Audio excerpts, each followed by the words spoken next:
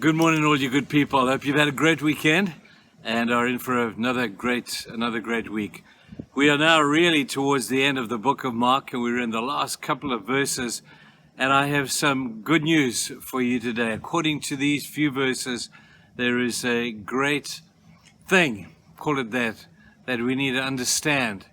A great principle, a great truth is probably the best word that I could think of right now. We talk about Jesus and the life that Jesus lived, coming from the glory of heaven, coming down to the sinful, messed up world where they misunderstood him, most people, where they abused him, where ultimately they put a crown of thorns on his head and they killed him upon a cross. And we see that he died here on this earth for the redemption of mankind. And then with great joy, we announce the resurrection of Jesus as he's alive. He's not dead, 3 days in the grave. He'd done his job. And he showed himself to many people, and we spoke about him meeting with the people of Emmaus, the two guys. Well, I have even better news for you. Not only did he die and rise again, but he ascended back to heaven again. Let me just read this few verses to you. The Lord had just given the great permission to the guys to go out there and to use supernatural power to do stuff. He'd given them the Great Commission with which to use that supernatural power. And then verse 19, it says this: after the Lord Jesus had spoken to them, he was taken up into heaven, and he sat down at the right hand of God. He returned to where he had come from. And I wonder if this vision of what Jesus, the position that Jesus held right now, wasn't something that at many times the disciples would have thought, at our time of greatest despair, at our time of greatest challenge, at our time of greatest trial and persecution, if their minds didn't get incredible strength from what they saw. Jesus left the earth and he sat down at the right hand of God, his Father. And they saw it with their physical eyes.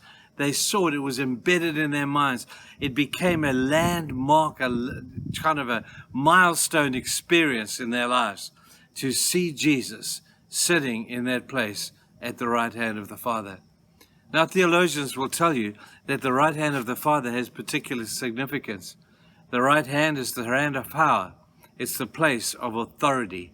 And it's like that God had given to Jesus the power and the authority to do what he had done, and now to take up his rightful place there again, sitting at the right hand of his Father, a place of incredible authority. Secondly, it gives us a great picture of Jesus sitting down at the completion of his work. What a great thing. You know, when you come home in the evening and you've had a hard day, you farmers out there driving your tractors, seeing what's going on, and you're physically exhausted, and all you want to do is go home. And all you want to do when you get home is to take up your seat, and to sit down at the end of a great day where you have completed the work that has been set out for you. Well, think about it on Jesus' behalf. He left heaven with a job to do. He left heaven with a job of redeeming mankind. He left heaven with a job to fulfill the will of his Father down here on earth. And now it's all done. He's done the teaching. He's died upon the cross. He's risen from the grave. And now he sits down not just at the place of great authority, but at the place of a completion, of a completed job. His job, up until now, was done. First phase, completed. Rose, ascended to heaven, sitting at the right hand of his Father. His job, on you and my behalf, to redeem mankind, was done. But then he sits, in a sense, and I get this beautiful picture of Jesus at the right hand of the Father, and it's like the coronation of the King. It's a culmination of many things. The world is going to be watching Britain soon, the coronation of King Charles. And I guess we get to see the coronation of the King of Kings sitting at the right hand of the Father. The God the Father saying, well done, good and faithful Son. You have served so well. You fulfilled your purpose. Take a rest now, and let's crown you again as the Lord of Lords and the King of Kings. Not that he never was or he never has been that, It's just at the beauty of the significance of this re-coronation of Jesus as our King. Think about that just for a few moments in light of your life. Think about Jesus as being place of total authority. Think about Jesus having completed his work here on earth, and God the Father saying, well done, the job has been done. Come and take it in a sense of break. Not that Jesus needs a break. He's got other stuff that he has to do. But the beauty of his job being completed, the job being done, sit down at the place of perfect authority, and well done for a job well done.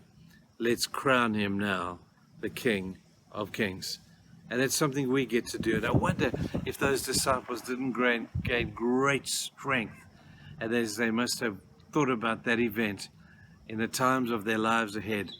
Maybe as many of them died upon crosses themselves, many of them were persecuted, many of them were put to death. I wonder in their last hours if they didn't see Jesus still there.